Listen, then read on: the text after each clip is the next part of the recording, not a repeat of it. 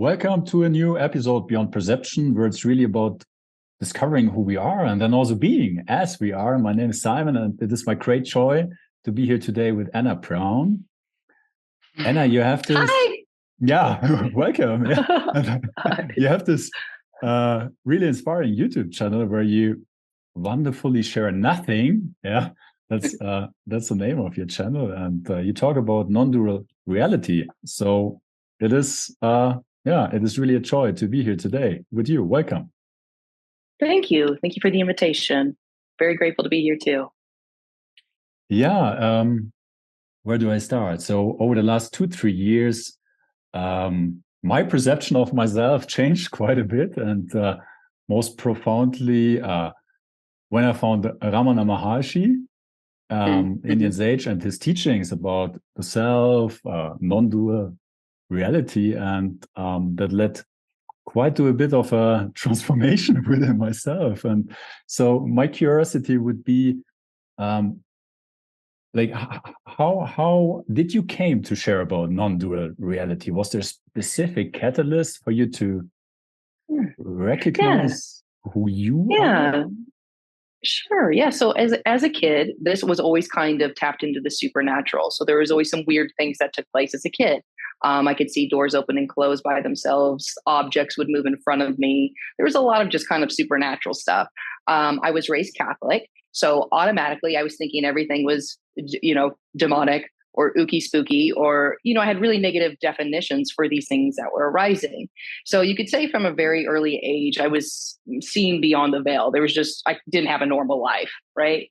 And so those types of things led me into, studying spirituality or the supernatural and things like that. And it just started to unfold. But you could say the big thing happened when I was 7 and I just had a glimpse in bed one night, I had the inspiration to repeat my name like a mantra. And then all of a sudden, Anna was just dissolved and there was awareness. There was just a timeless seer there. It felt very natural. It felt very ordinary. It felt like home. Didn't feel like something special. But I had no reference to that, nor did I have a community to talk about that to. Mm-hmm. So after that ended, I went back into the whole feeling like depressed or anxious, just the conditioning of my childhood, what my parents gave to me. So you could say that sprung me onto a path of just investigation. But throughout studying religion and, you name it, all kinds of things, there would just be kind of just random glimpses, spontaneous glimpses of, oh my God, we're all heaven in disguise. Oh my God, we're God. There would be these deep intuitive knowings as a child and growing up. But again, no reference, no one really to talk to about it. So yeah, you could say I didn't choose it. It chose me in a way. It just kind of unfolded that way. And here we are, my friend. So long story short, it started as a kid, kind of that investigation. And for those of our listeners who might not yet have a reference to non-dual reality or those kind of labels or terms, how would you introduce that or describe that, if that's possible? The awareness. Yeah. I mean, I call it awareness. It's just the seer. Mainly when we feel separate, we're lost in thought forms and imaginations and emotions that are not serving us. There's nothing wrong with that. Oneness sets this up. There is only one consciousness, and that's disappearing. It plays us too because it wants to. All right. And so it's this. We end up coming back to ourselves, recognizing that what we're looking for is this. But this really can't be boxed. Religion wants to box it. Even some spirituality wants to box it. You can't box what you are because you can't box the wind. That's the freedom of this. Any name will do because we are legion. So we appear and play in all these forms, but we're really formless. So we're talking about a paradox. This isn't something you can write down and then apply it mentally. It's something that's recognized intuitively because you already are it. So I can't give it to you. It's more like something kind of moves out of the way and then it dawns because it's already what's looking through your eyes. We're just taught, go out there. You're lack-based. This is only real. Heaven's up here, hell's down there, whatever the story is, right? But really all those things are just states of consciousness, energy, formations. And I mean, for myself, I found it quite challenging to consolidate in a way this different aspects of myself. On the one hand side, there's this personal me, yeah, which you could maybe also describe as my conditioning, yeah, my personal experience, who I think I am. Then there seems to be this soul using this vehicle with some kind of an unique individual essence, but then also this transpersonal perspective where from that point of view, there's actually no one running the show. Yeah, so there's no. In a sense, it's both. That's the paradox of it. You know what I mean? It's a waking dream. This is a waking dream, and that's what we call awakening. It's recognizing this is a dream. This here is no different than what we call dreaming at night. You know, so that's the only thing that seems to shift is time is seen through as not being linear. You know, time's a thought. And if we're only lost in thought, time seems very linear and concrete and real. And that's where a lot of us live, is in the past or projecting into the future, which there's nothing wrong with that. It's just, it seems really solidified and concrete when we're just repeating our past over and over again. And that can end. You can stop repeating your past when you recognize that what you're looking for is what's looking. Awareness, the seer. You know, it's here right now. It just can seem to get lost in thought. It can seem to get attached to stories and belief systems.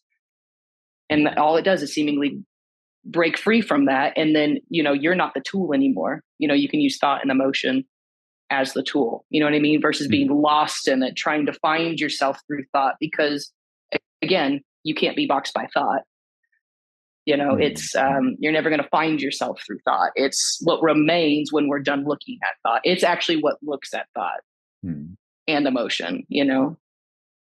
Yeah, that's a bit of, and it was my personal challenge also, because I believed that if I meet certain conditions out there, then I can find myself. No, and then I went on a healing journey and studying all kind of teachings, and and it was quite difficult to recognize that. But at some point, there was this insight that this really doesn't lead anywhere. Yeah, that this is you could say that awareness is absolutely perfect, but obviously the body's been conditioned. And so even when you recognize your timeless essence as presence, the body can still have some traumatic conditionings. It could still have narratives of poverty or insecurity or things like that float around in it. So that's what I mean by you can recognize what you are, but a lot of beings have this idea, well, I'm not going to do anything. There's nothing to do and all of this stuff. But no, I mean, there's an active principle to awareness. It's love in action. So once you've recognized what this is, it's very natural to take action, to move, to shift things. It just comes from inspiration, because now you know your power and your worth. I mean, you're divine right now. You're God right now, if you want to say that. You're the boundless energy right now. So obviously infinity can shift things. Right? Yeah. It's but obviously too, infinity's so free, it can live in a perspective of I can't do anything. Who am I to do anything? Someone else is going to do it. You know, and we can get into that kind of space too, which obviously is valid as well, because infinite expressions, right? Infinite perspectives. Yeah. But that's what's seen when you're aware. Wow. If there's lack, there's obviously the opposite. Because within form, there's always the yin yang. There is the appearance of the opposites. And infinity or awareness does play in those expressions. And when you're free as awareness, then you can play in those storybooks, those ideas and beliefs, but you see them for what they are. It's just a belief. It's just an idea. Of course I'm beyond, but we're in form. We're going to use words. We're going to use concepts. We're going to use ideas. That's part of form. Having a body and all these cool things, you know? Otherwise we'd be little statues just kind of blinking at each other and stuff like that. I'm not the doer. Yeah, nothing to do. I'm just going to sit and stare at the wall all day. You know, it's all good. I'm hungry, but someone else will do it. I need to go to the grocery store, but I'm not the doer. So, you know, whatever. You get what I'm saying, though. And that's where we can kind of get in the headspace about it. And then we get in depression and all these types of things. But the message I'm sharing here is really empowering. You know, you're it. You're the big kahuna. whatever label you'd like to smack on it. It's you. Mm-hmm. And if you, I mean, you're guiding others also. You're hosting satsangs. Yeah. And what have you been found valuable, helpful to share with others in order to, I don't even know how to describe it, but to facilitate this change in perspective? Yeah, I know, right? So the space is really no nonsense. So I don't give out practices or anything like that. I really just affirm your power, your worth, and your light. And I don't budge from that space. So I see myself as a mirror and a reflection. And so, some beings will come to me and they'll go, Anna, this is hard. I can't do this. I can't do this. And I'm like, wait a sec. Come on now, you're infinity. So if you can't, you can, because infinity means, infinite perspectives. We're just taught I can't. I'm not that. I suck. I'm depressed. Who am I to do that? That's a narrative. When we're aware, we can see that habit that we get into of, this is too hard. I don't understand. No, this doesn't understand. And it never will. Your heart knows what I'm talking about. You know what I mean? That's why we can sit here together and chat, or you can read poetry or just watch a video, and it's just obvious. Because you already are it. You're the eternal knower. So of course it knows what I'm talking about. It just doesn't need to chew on it upstairs like we do when we're in a school system and we need to study. You already know it. That's why it can feel so weird, because we're so used to go into contemplation. Let's figure this out. But it's really just like a lightning bolt. Oh my gosh. And you feel it through the whole body, because your body is, God manifesting as a body. Formlessness manifesting as a body. So of course it talks to you that way. Yeah. What I found personally is that many concepts or teachings, basically our identity is built on a lot of assumptions, and most of them are not really in line with how reality is or who we are. And many of the concepts also, they imply that something is not okay with us, that we are broken, that we need fixing, and what I'm hearing here also is that stepping outside of those assumptions and to recognize each other as having the answers, or being powerful, a spirit, and just addressing us or see each other in that way, that kind of there's something reminding, or there's something being recognized, or like awakening back. Naturally, man. I mean, that's what's beautiful, is like your own essence teaches, your own beingness teaches. It's just because when you know who you are, you can reflect that very powerfully just by your own essence. You know what I mean? You can use words, but you can also just make eye contact, because it's an energy we're talking about. It's not so much the words, it's absolutely the energetics of it all, because there's only energy. And when oneness forgets itself, and when I say oneness, I use that synonymously with God and awareness. When it forgets itself, the energy can seem very tight, condensed, coiled in, not open and expansive and inviting, you could say. Excuse me. Yeah.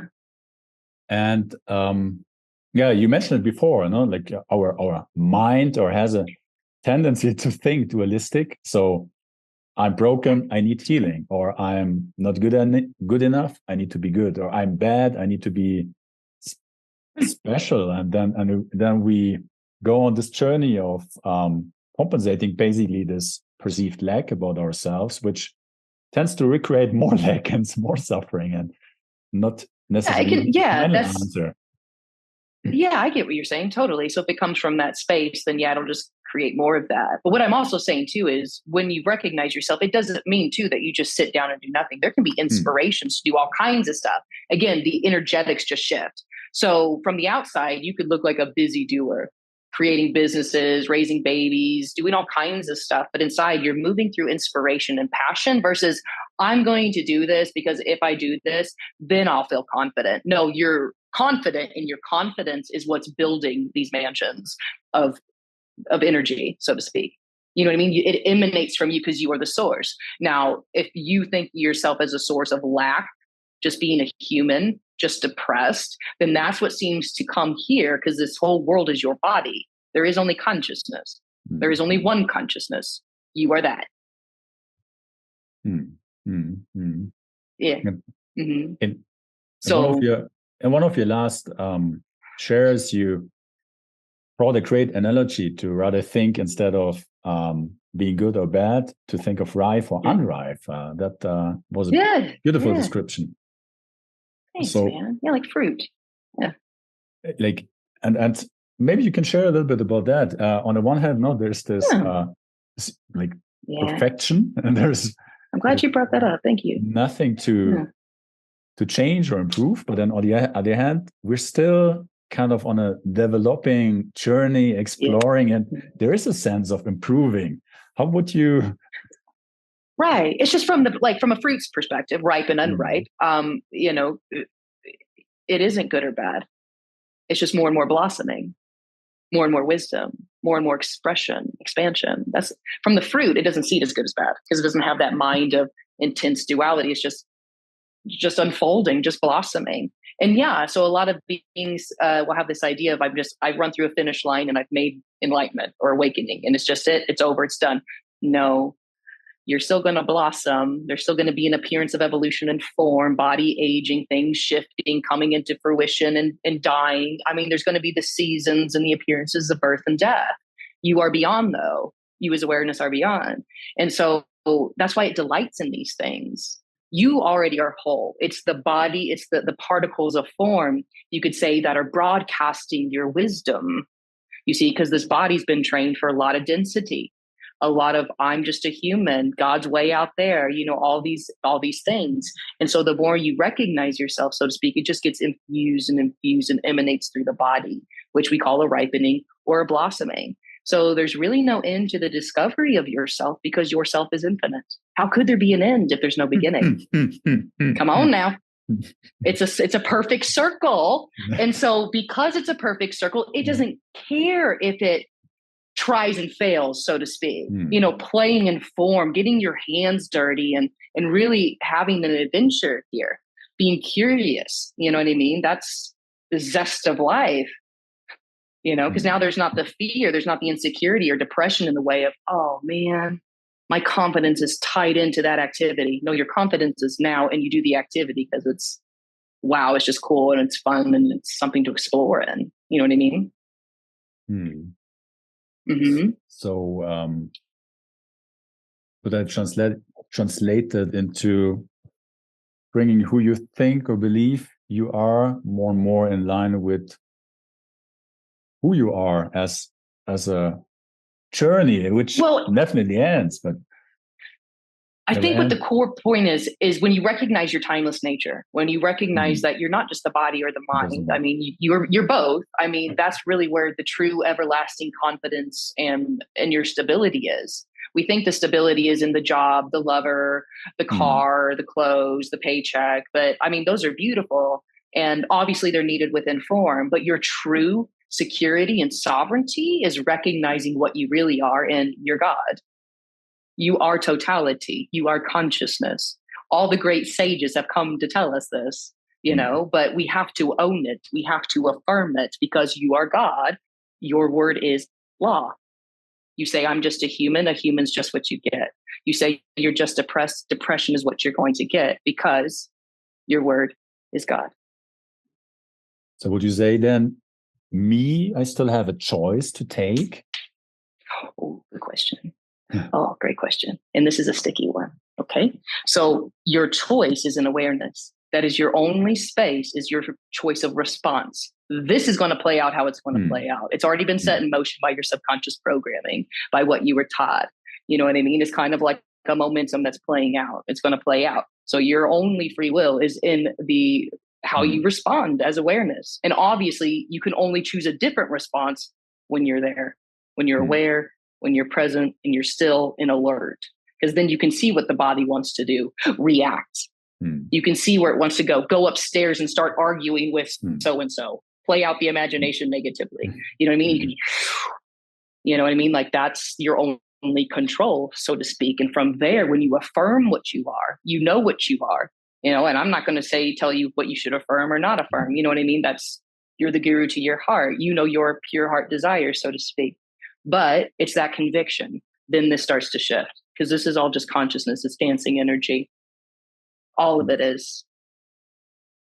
So it's the choice is really from which perspective I'm enjoying the movie.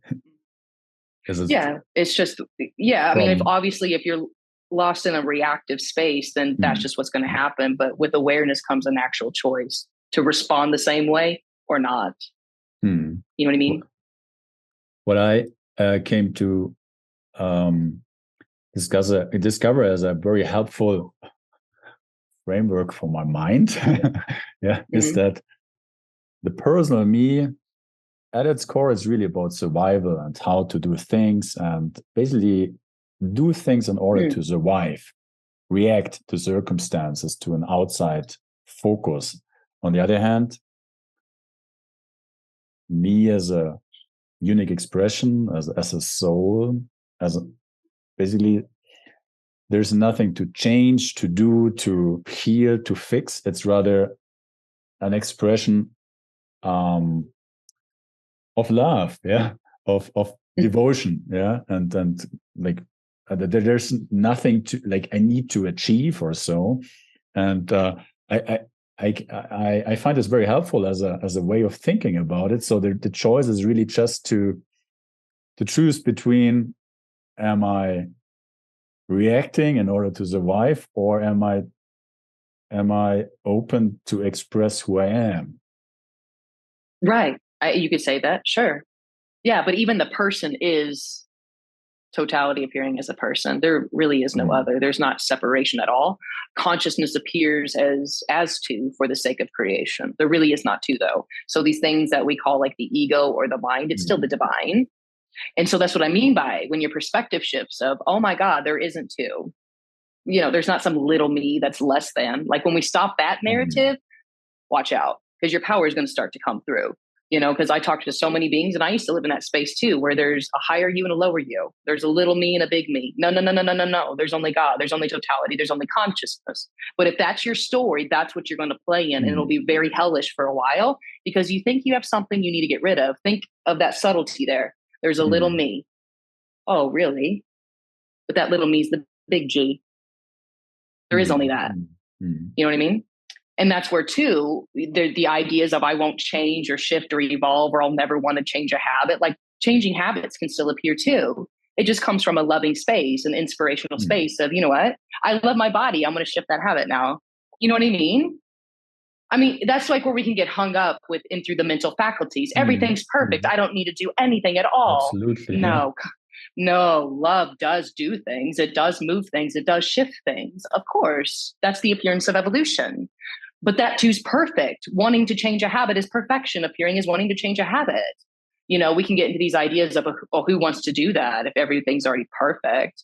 Well, this is already heaven in disguise. This is oneness in motion. And if it has an inspiration to start a new habit or change a habit, it's going to do it. And it has that authority to do it. But the authority and the agency comes with awareness, which is looking through your eyes right now. You don't have to go anywhere. That's the perfection that's looking. That perfection that is looking will change this if it wants to, because it's also this. Yeah. And from that truth or that love, there's also no need to reject any part of our being anymore. True. There's no bad stuff anymore. But there can be stuff you disagree with. I mean, it depends on what you mean by bad stuff. There can be things you disagree with, you want to shift, and you do that. It just comes from inspiration, empowerment. Okay, what I'm referring to is there's no ideal we need to achieve, which we usually, out of our personality, tend to project in order to because something about myself is bad, and but I'm this, and so I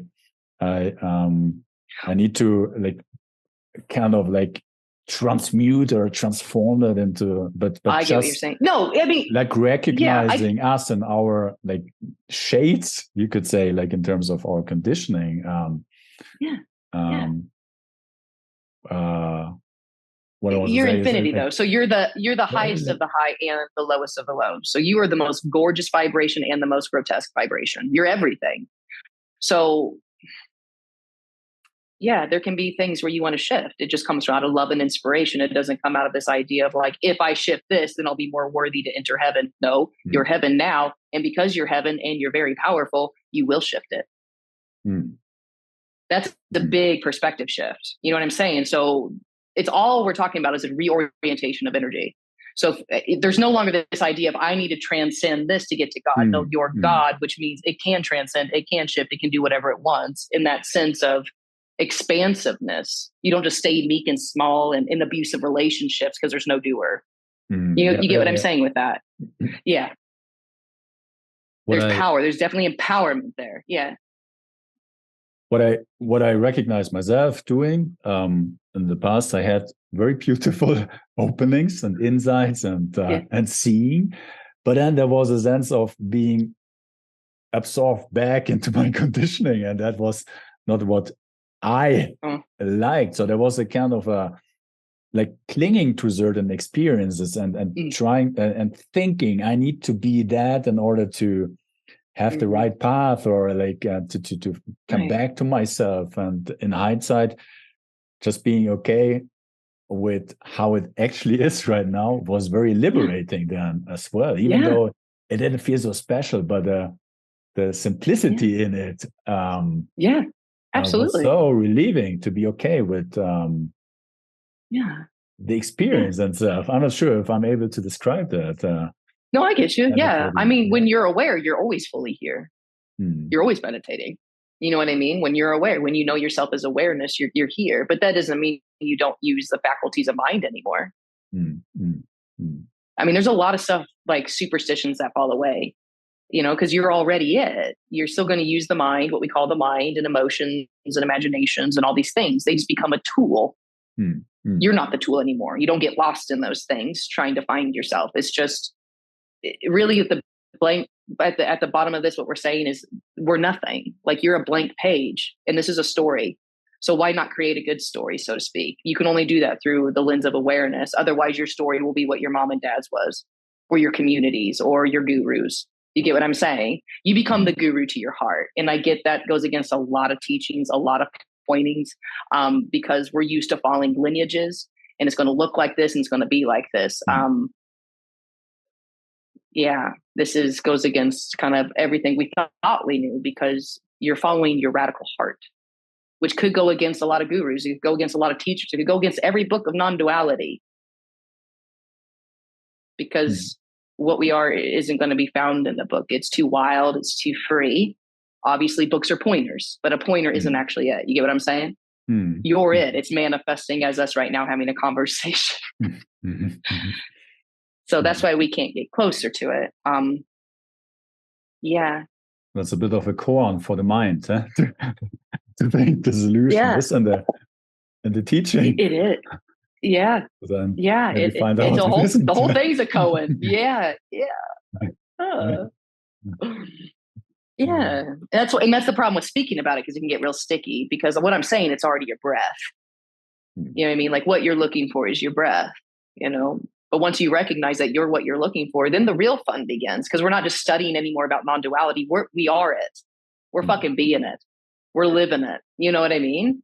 And a lot of beings are just studying about it. They're constantly studying about it, not realizing that you're God, reading about God. How are you going to get closer to it? Woohoo! And then the real show begins, so to speak.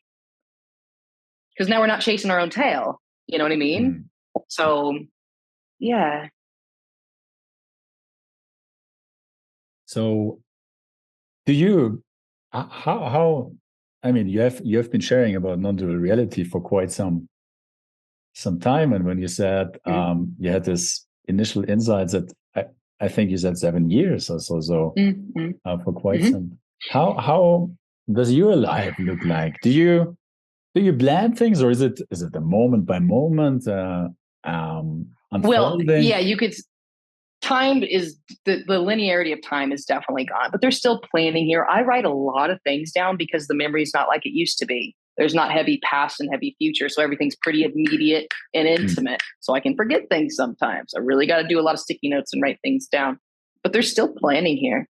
There's still all of those types of things, but it's when you're done planning, it's done, it's over. You know what I mean? You put it down and then you're on. It's just like every moment's like a new scene of a movie. How did I get here? Don't know. That kind of thing, because the whole backlog of past memory isn't there. So it really shows you that it is and it isn't, is and it isn't, zeros and ones, 0, 1, 0, 1. We're here, we're not here, we're here, we're not here, simultaneously. Again, a waking dream.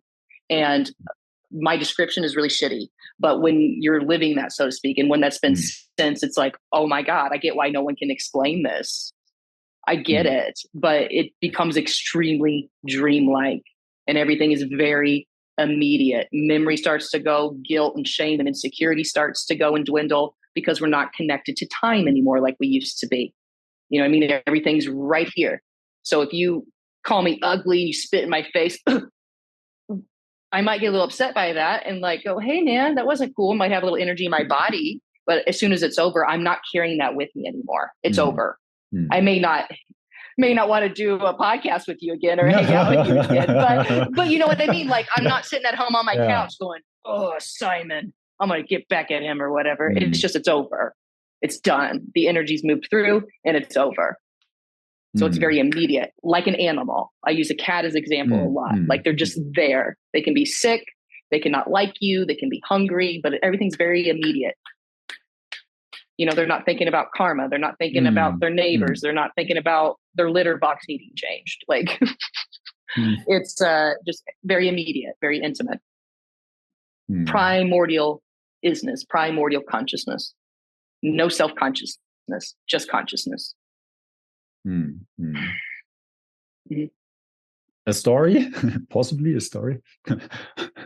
I have been also useful is that one must be willing to die, like continuously. There are so like in that identity thinking at the core, I recognized it is really about death, no, or preventing death. But once I'm okay with dying, with being rejected, with being bad, whatever.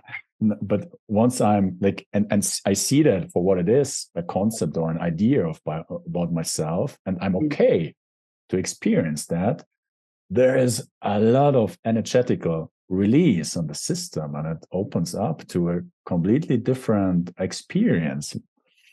And so I see that once in a while that I consciously decide to be okay with dying and not knowing in a way from the perspective of my mind.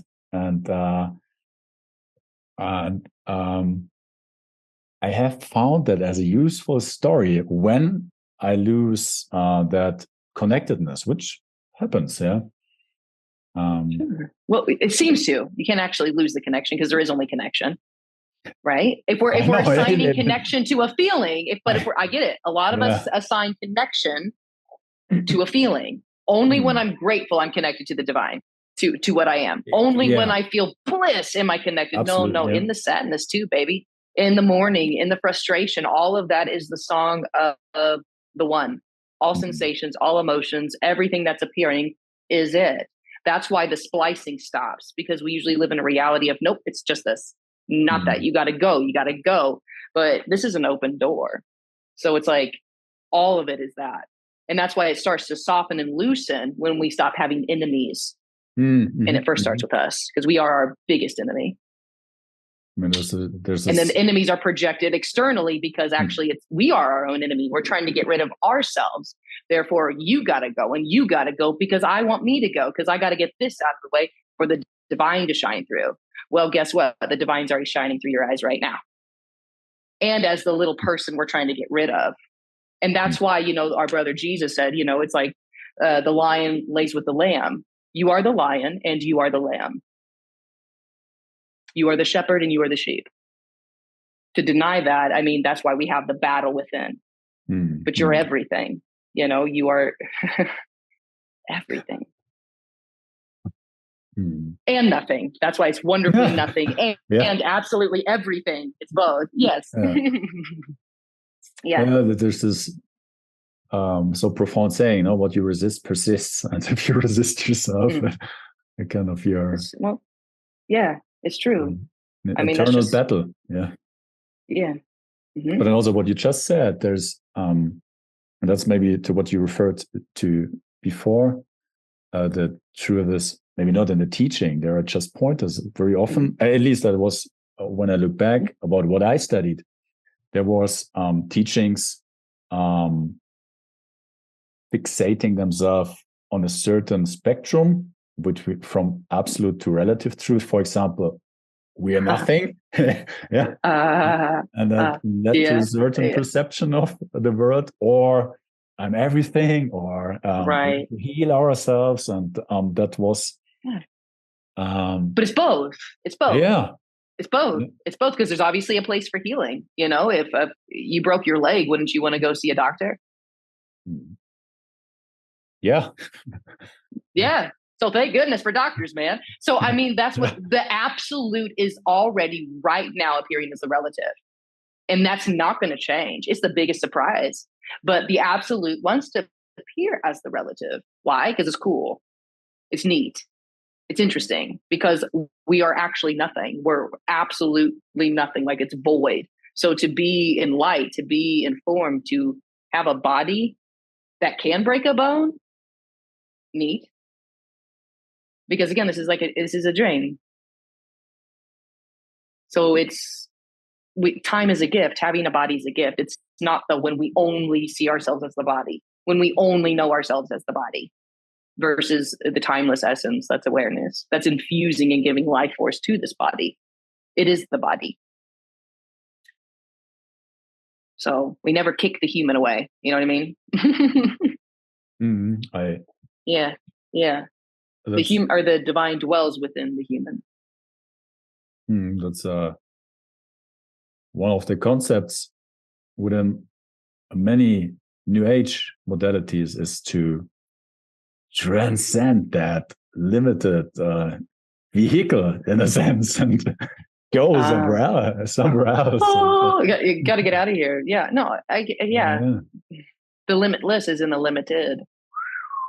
Yeah. And the limitless uses the limited, the infinity, which is us, uses the finite mind, finite concepts, a finite body to express itself. You see? Because when you're everything, it's neat to come into a lens of Simon or Anna and have that unique expression. It's like an instrument, like a musical instrument that the breath of God is blowing through. Okay? It's like there's a joy in that. There's not a joy, though, when we think, I was born, I will die, and I'm just this body. No, we're actually already dead and alive simultaneously. This is death already. Because we weren't actually born. Being born was another imaginative idea. And we live through imagination. It's all that. So if we're living through the imagination of I was born and I'm on a path of enlightenment, you are going to create a holographic reality where you step into that paradigm, so to speak, because you're infinity. You can do that. But when you recognize yourself as the timeless essence, oh my God, holy crap. A lot of that stuff that we're trying to fix through modalities falls away, because you've been trying to find yourself the whole time through the modalities.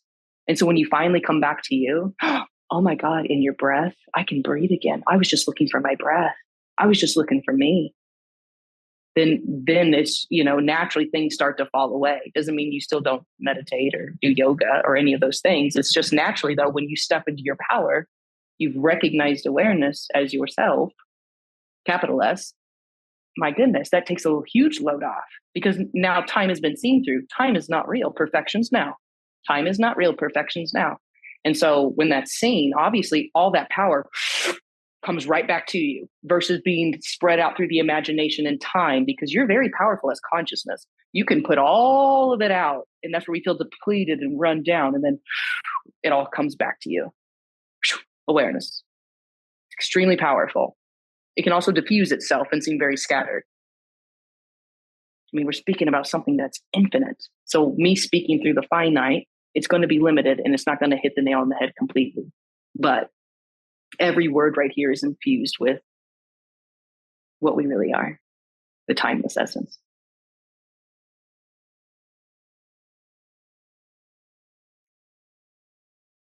Yeah, that's the funny thing. There's not really much to say, right? That does happen too, brother. And it's okay. That's really normal. It's really natural. And now it's quiet. Yeah.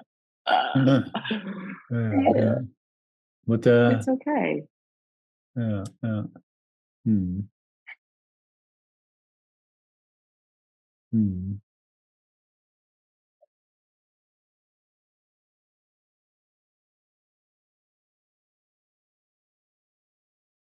Kind of cool, huh? Yeah. Yeah. It is. Yeah. Mm-hmm. It's yeah,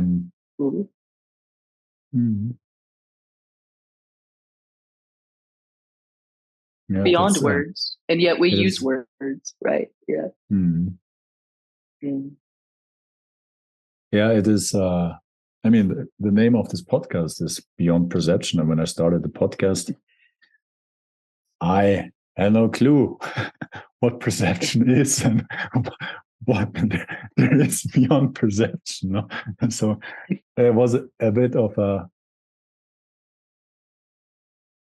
very enlightening journey to discover that on the one hand, I all the time have a subjective perspective on things, and there's no real getting away from that subjective perception. But on the other hand, also who I am is beyond the perception anyway. So it is a bit of a. Oh, well, when you say objective perception, when you come back to the subject, which is you as awareness, then the objective changes because the subject is the object is the subject. But I get you. And we get taught, awareness gets taught, go out there, infuse into the objective world, right? Subject. And once we come home to ourselves, oh my God, because if we're infused constantly looking at the same old, it's a hamster in a wheel. That's why you come back to subject. What's subject? God. What's the subject? Awareness, presence, totality. It's what's looking through your eyes. And so when you come back to subject, object shifts because they're not separate. This is your body. I'm your body. You're my body. We're an extension of consciousness. The one consciousness dancing is two. You get what I'm saying? So, yeah, that's why, let's say, for example, like this used to live in depression and anxiety. When I felt depressed or anxious or unworthy, I saw evidence everywhere, brother.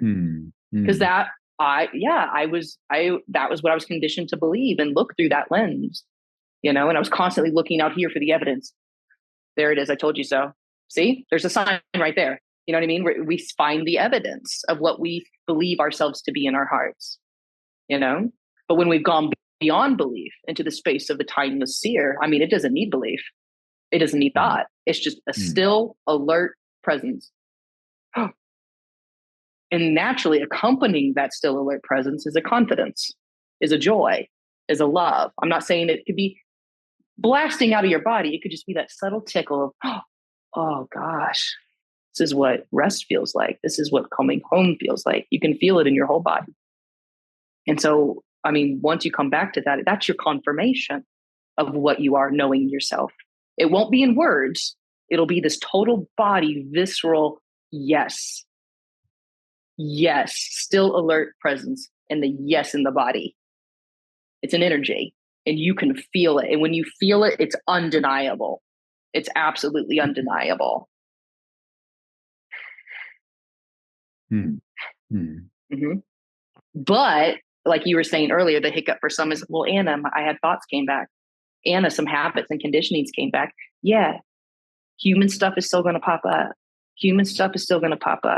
But from the lens of awareness, if it's something that doesn't set well with you, of course, you can shift those things through the inspiration, through the self-love and self-respect. Because naturally, when you know yourself, you have self-love and self-respect. And if something does not suit your preference, why can't you change that? Why not? It's just through the movement of love, natural deservance, natural worth. pure desires coming from the heart, not if I get this, then I'll be better. No, I am that, so why not? I am that I am, so why not? Of course I deserve a better job, or of course I deserve to have a car and not ride a bicycle that has a broken tire. Those types of things. So that's being in the world and yet not of it, just like our brother Jesus talked about. You're incognito, in other words. When you speak of the I, that was, I think, one of the most disorientating, though also very liberating experiences was,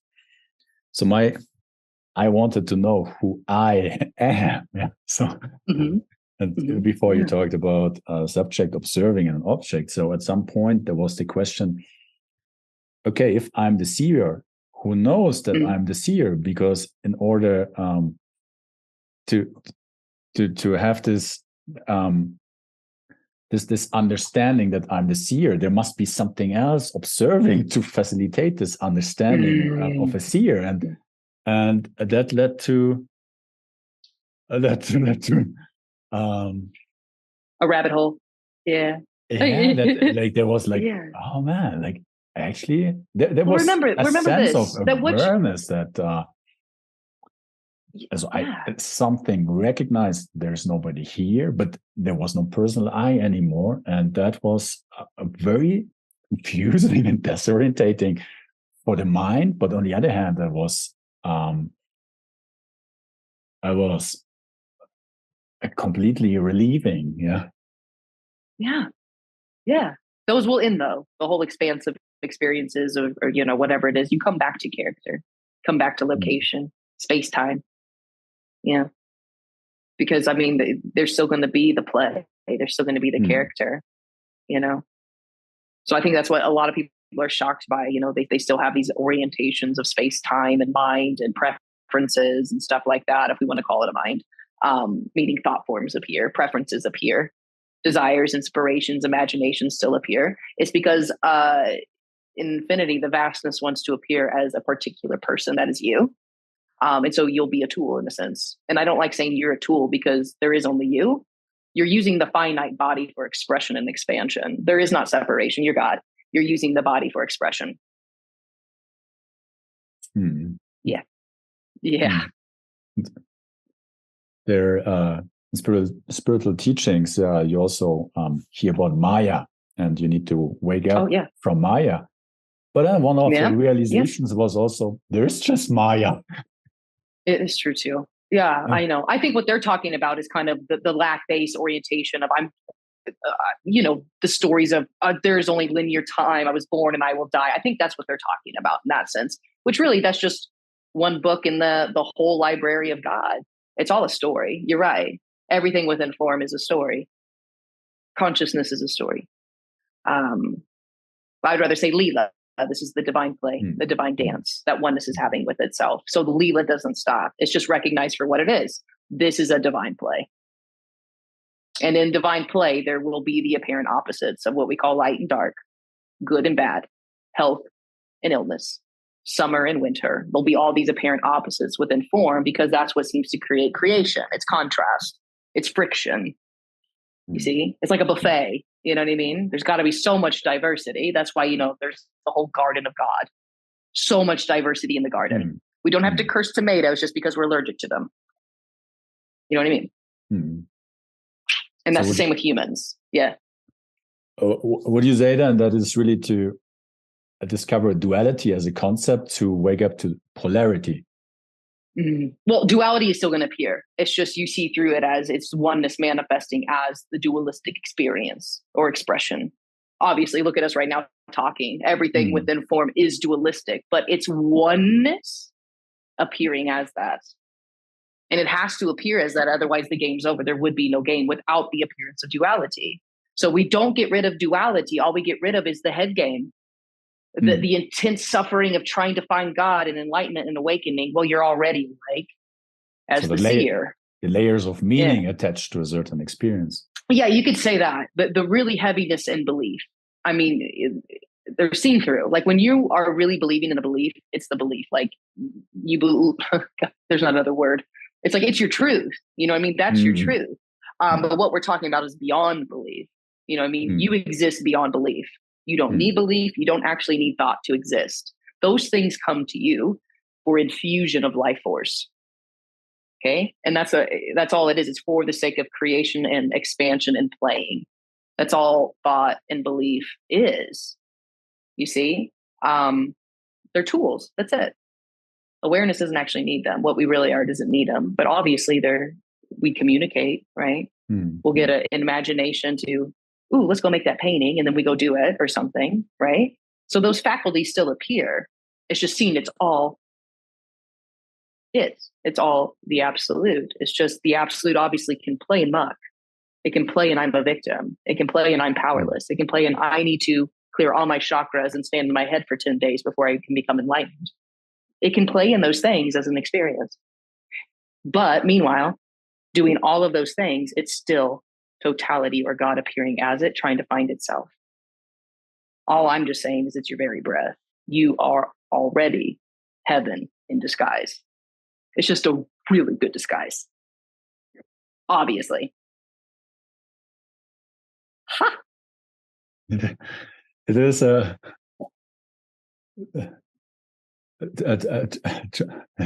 miracle in the true sense of the word.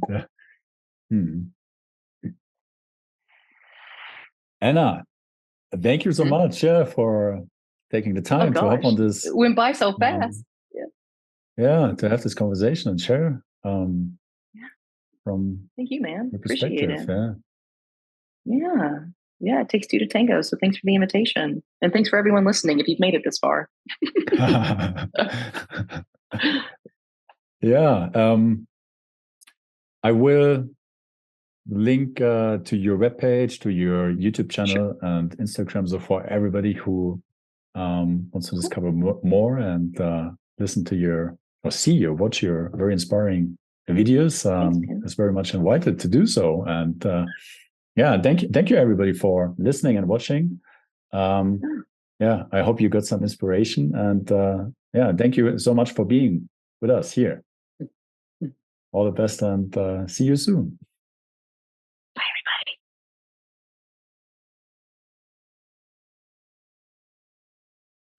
What's my potential? What's really inside me? Is it possible to be joyful and to express who I truly am? Do I have unique gifts and talents? If I do, how do I find them?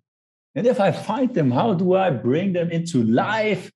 And is it even possible to make a living from what I actually love to do? Those were some of the questions which drove me now more than a decade. And I don't want to give you a definitive answer, but I learned very valuable principles on my quest that helped me to discover who I am and to bring what I am actually into this life, beyond expectations, beyond conditioning, beyond limiting or self-defeating negative thoughts. And now I want to be the bridge and pass those principles on to you. And not only remind you with my words, but actually enable you to discover and experience that for yourself, real self-discovery, that you are a wonderfully creative being, a genius in the truest sense of the word, and you have the potential and the possibility to unfold what is actually in you and set yourself creatively free. This is my mission. Very important, please don't believe my words or possibly your own skeptical thoughts, but check it out, experience it for yourself, and take part in our next seminar, Structural Creativity. More information here. I'm really looking forward to set your creativity free.